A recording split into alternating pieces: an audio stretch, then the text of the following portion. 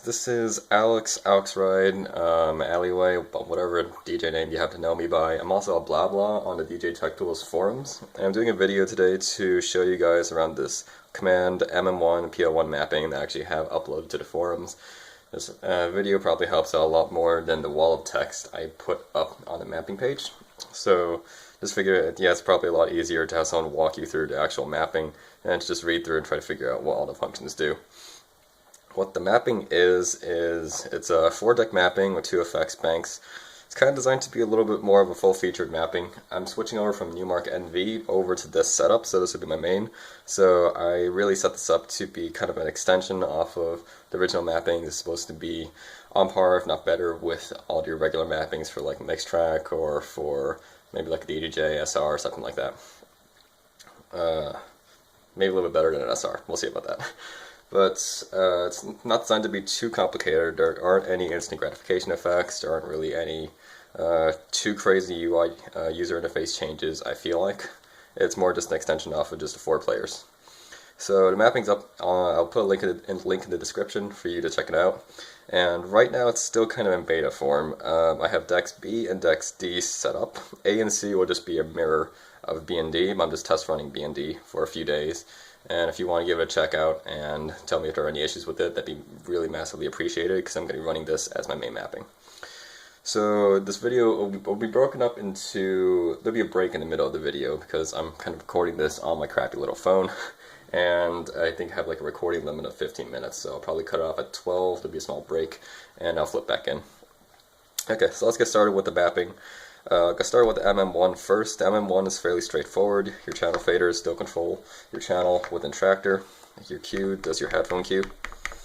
And I'll have a Tractor overlay in the video right now, and I don't think I'll be piping audio to it just to make it a little bit easier to edit. You can see what's happening with the overlay. And 1 and 2 normally do your effects banks. There are only 2, like I mentioned. For the EQ section, you have your highs, your mids, lows, and a filter. The filter will try to force itself on, just keep that in mind. If I go to Tractor and I turn off the filter on 1, you can see when I turn it on, it'll flip it back on. I just like having the filters hot. And Q volume is your Q volume, Q mix is Q mix. Out 1 is your master level. Out 2 is your microphone. The way that the browse works out, left and right don't actually go in and out of your tree, just the encoder does that by itself. So if I rotate this, you can see that that's going through list, that's going through tree, and if I click it, it'll transition to list. If I click it, switch back and forth. What left and right are mapped to is left is mapped to your snap, and right is mapped to your quantize. And crossfader does your crossfader. Your view meter in the center does your main master view by default. And I say by default because there's a shift button in the center that does change some of the functionality. So if I have the effects on, you can kind of see what's happening. If I press the shift button, you can see the effects turn off. When I hold down the shift button, what happens to 1 and 2 is 1 and 2 are now controlling your key knob within Tractor, assuming you have your pitch lock on. So if I press 1, it'll turn the key knob to the left. If I press right, I'll change it to the right. If 1 and 2 are orange, when you hold down the shift knob, that means the key knob is centered. If you have 2 lit, that means your key knob is slightly to the right. If you have 1 lit, that means it's slightly to the left. And also, when you hold down shift and you hit Q, that will also change the master output view, the master view, to your channel view. I can kind of demo that right now. If I have this track playing, it's actually 4. That's 2 right now. And one note actually, the mapping is set up in all channel mode. So you can run this anywhere from 1 to 4 PL1s. You don't need to change anything in the mapping, it'll just listen to all channels basically. That also has the added advantage if you accidentally unplug something in the middle of your set. Just check the time. If you have accidentally unplugged something in the middle of your set, you can recover fairly easily. If I were to do that right now, if I unplugged one of my PL1s, pop that out, plug it back in. What will happen is that when your computer re-recognizes the controller, it'll keep broadcasting on the correct channel if you switch to 4. Your output will probably be a little bit weird, but this will still control your track just fine. You can see it just linked up as so. the way you're going to need to fix that, I'll probably show it in the video right now, is you're going to need to flip out your out port and flip it back on. And that will re-enumerate this controller. But this will broadcast on the correct channel, so you can just take over immediately in case something gets unplugged. Right, what was I going back to? Your channel view. So if I'm playing this track right now, if I have channel 4 taken down, if I were to hold this and press this button, you can see this cue starts flashing and it starts previewing this channel view. If I preview 4, you can see that goes dead. But if I move around something on 4 makes some noise, then you can see that goes up. Another interesting thing is that when you're in this mode, when you have a channel selected, your high will control your gain. So you can actually set your channel gain like so. And the high on any other channel will just do your regular highs. And this is on soft takeover. If I brought the gain down and brought this out, I need to bring it to the middle to take over again. And the same for the gain, I need to bring it down to where the gain was to bring it back. And that's so you don't accidentally have your gains jumping around. That's pretty much it for the MM-1. It's fairly straightforward. The PL-1 gets a little more complicated. Again, I tried to keep it more or less a standard PL-1, just adding some extra features on top of the original mapping. So, where do I start? So like the jog wheel does your regular jog, as you can see, that's pretty normal. Your pitch bend as well. Cue is your regular cue. Play is play pause. Tempo fader normally does your tempo fader. The hot cue buttons do your hot cues, with one exception. You can't control hot cue 1 normally. And that's because hot cue 1 is normally your beat grid, and you don't want to accidentally delete that mid-set. So instead, hot cue 1 is a shift button, and that does your delete basically. So if I set like a hot cue over here, over there, I can recall back and forth. If I hold 1 and hit those buttons, it deletes that hot cue. And pitch lock, that's your normal pitch lock, and your pitch fader LED will also follow that. The FX section is fairly self-explanatory. You have FX1, FX2, and your buttons work as normal, like so. And since it's only 2 effects, they are synced across all 4 decks, and it's kind of a limitation of the controller. The effects section is identical across all 4 decks. I could change that in the future mapping, but that would mean I couldn't use all channel mode. I might see what I might do about that in the future. Right now, that's the way it's set up. Just checking time, 8 minutes. Okay. And the other thing that's changed is, right, seek and your tempo bend don't do those functions anymore. I have seek implemented somewhere else. Tempo bend, I usually just fader ride, or I'll move around the actual jog wheel itself. So that's been taken out completely. And I'll go into where seek is implemented later. But what these do now is your basic loop controls. So seek left is loop in, seek right is loop out. Negative is your loop set, and plus is your loop active on. So I can demo that right here. If I have this track playing, that's your loop in, and that's your loop out. One thing that's interesting when you have this on is that with your mid loop, you press loop in, your jog wheel will change to just the actual loop in point. Same if you adjust your loop out point like so. And they'll flash to tell you which mode is currently active. To turn it off, just hit the flashing button. And to exit your loop, once again, you hit plus to turn off the loop. And then you set by pressing your negative. You can also terminate by hitting your loop set. And that pretty much wraps up just the basic layer. And I'll get into what the shift buttons actually do now. So you notice I didn't talk about scratch or tap because those are now shift buttons. Scratch, I normally just run the deck hot most of the time in vinyl or scratch mode, whatever you call it. So that's been completely taken out. Tap tempo is implemented somewhere else. So these two are just now shift buttons. One note about the shift buttons is they have intermediary modes and they have like toggle modes basically. It's kind of like somewhat of a way to explain it. As in, like, if I flip the button on, this would change some of the functions on the controller. If I flip it off, that'll change some of the functions. If I hold it, it gives you some intermediary functions that allow you to access some other things on the controller. I'll go into what happens if you just toggle them on and off first. So if you toggle on scratch is a fairly simple button. What happens is it's tied. This LED is actually tied to flux mode in the controller. One thing to note: if you turn off flux mode manually, the LED will turn off. You're going to need to mash the button a few times to get it to resynchronize, but that should bring itself back within sync. So that's tied to flux mode. So if when flux mode is on, obviously most of your flux mode things happen. You can do your spin backs, you can do your brakes. If you put a hot cue, you can jump back and forth, press and release, like such. And that's pretty much all Scratch really does. Scratch is more designed as kind of, it enables some performance functions really. What tap does is it changes some of the layouts of the controller itself. And I'm going to actually kill the video for a moment to allow my phone to reset. There we go.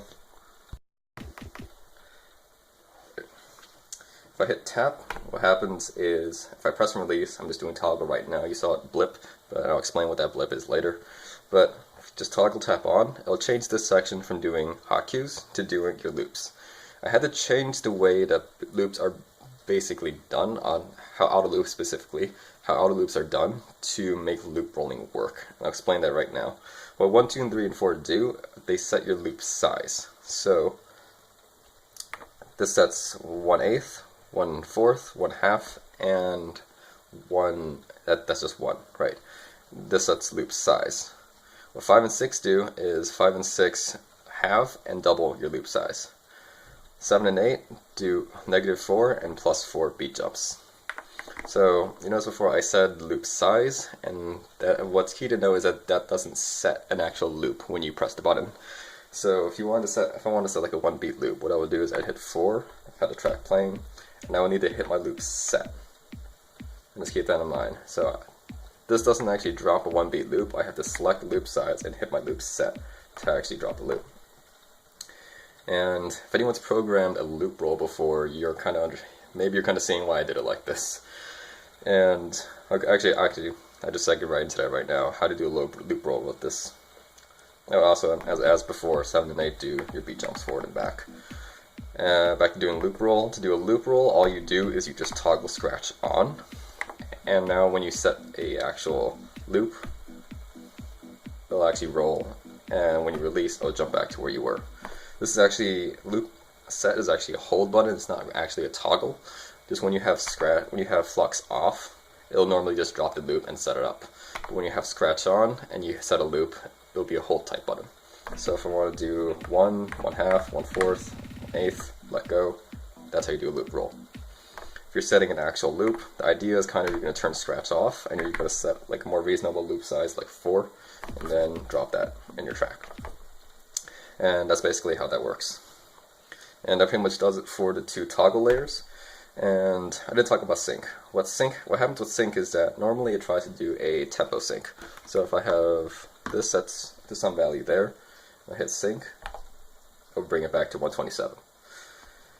If you hold Scratch, what that does is this will toggle on and off full sync for that deck. If you hold tap, what happens is it'll do a phase sync, basically. So if I have this track playing on the left, I play this track on the right, there's a little bit of a phase difference. Hold tap, hit sync, they'll be brought back, like so. And that pretty much wraps it up for those layers. I'll talk about the intermediary layer for tap first. I'll go into Scratch next. What happens when you hold down tap is some of the functions on the hot cues obviously change. You can see it's flipping between hot cue, there's intermediary mode, and loop. When you hold down tap, what this mode changes to is it gives you basic beat grid controls. So, double checking where I am on time. Right. So that gives you basic beat grid controls. I'll jump to the beginning of the track to show what that does. So if you hold tap and you hit 8, pressing 8 will delete your first hot cue, which is your grid. Releasing will reset your grid. If you want to set your grid here, you do it like so. And this mode is really picked because I don't anticipate I'm going to hold down tap most of the time during an actual set. It's going to be something I'm going to do if I'm prepping. So that's why it's implemented as an intermediary function. Also, when you hit 4, that will instruct Tractor to reanalyze your track until to auto grid, basically. What 7 does, 7 is your tap tempo. So if I hit it and bring it to some insane value like 300, it'll get set like so. 4 will actually be phase to show you the BPM of the track. Just tell Tractor to bring it back. There we go. 3 I'll go into in a moment. It'd be easier if I do 5 and 6 to show you what 3 does. What 5 and 6 does is 5 and 6 will move your beat grid forward and back. That's just a shift. 1 and 2 will increase or decrease your BPM by stretching or shrinking your beat grid. So, like so. Tell it to beat grid again. What 3 does is it will copy the sync from the tempo master. And it sounds kind of scary at first. One basic scenario you could use for that is if I have this track here and I have the beat grid slightly to the right. The BPM is correct, but the beat grid is slightly offset. I have this track playing that's at the same BPM. If I play this track and I know they're at the same phase, they're matched audibly. So if I do like that. If I hold tap and I hit copy phase from tempo master, actually I started them on key, it's kind of funny. It's because I have snap on. So right now you can see there's a phase difference in tractor. Tractor thinks they're out of phase. If I hold tap and I hit copy phase from tempo master, also the phase button will light up if there's a significant phase difference. You can see that when I copy phase from tempo master, the beat grids are now aligned again. And this is now not in phase, so 3 doesn't light up. And that's basically how holding tap works. And what else is there? Another thing when you're holding tap, since it's kind of more of a prep mode thing, if you hold tap and you hit lock, that enters and that changes the functionality of the tempo fader just very slightly for a little bit. And again, more intended as kind of a prep tool. When you hold tap and you hit lock, this will change to do seek. You can see that the meter moved straight to the top. Sometimes it might not do that if you're just loading the track in, but right now it's loaded to the top.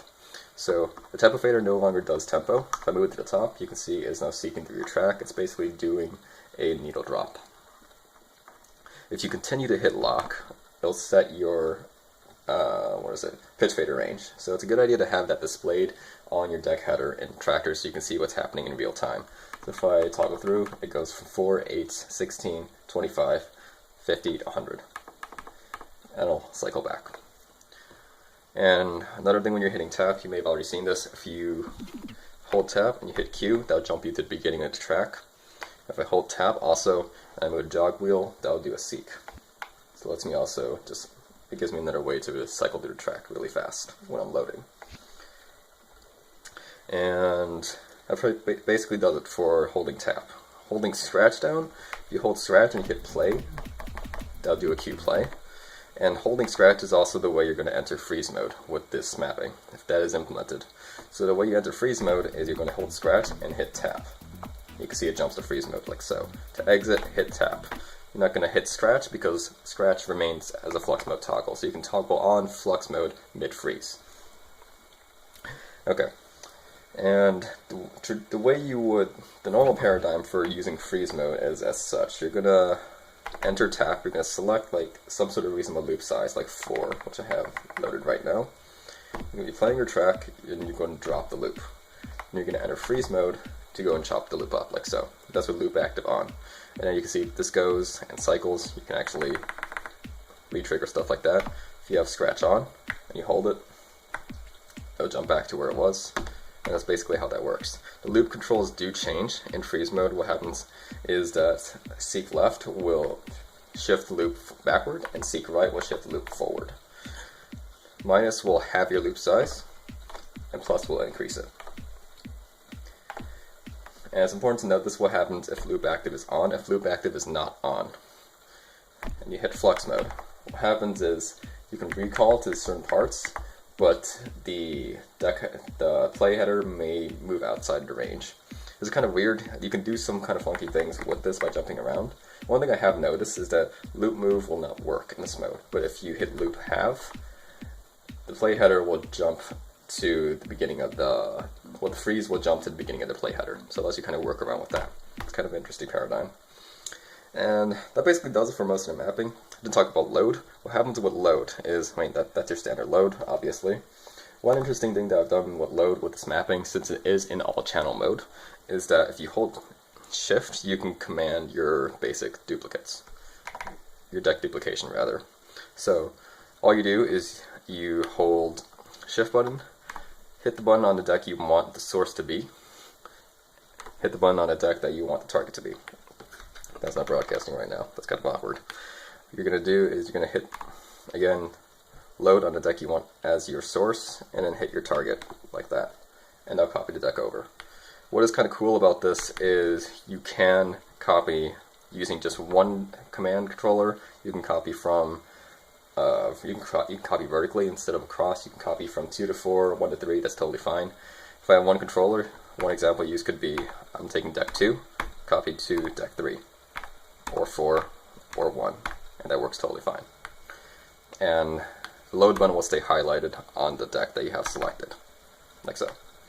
That's pretty much mapping. Just thanks for watching, and if you want to download this mapping, figure out what bugs are with it so I can iron that out.